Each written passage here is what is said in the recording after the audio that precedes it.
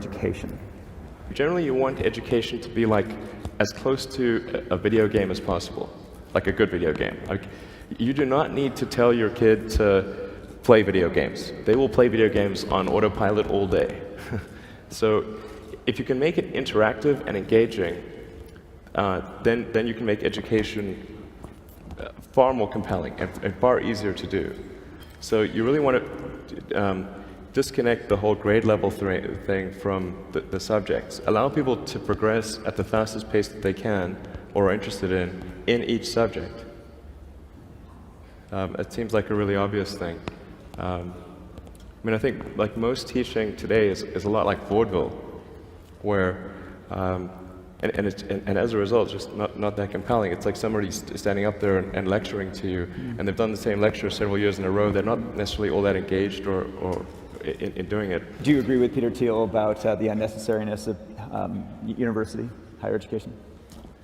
A university education is often unnecessary.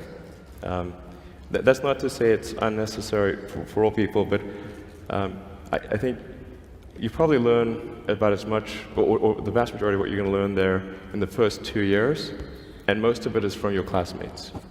Now for a lot of companies, they do want to see the completion of the degree, because they're looking for someone who's going to persevere and see it through to the end, and that's actually what's important to them. So it really depends on what somebody's goal is. If the goal is to start a company, I would say no point in finishing college.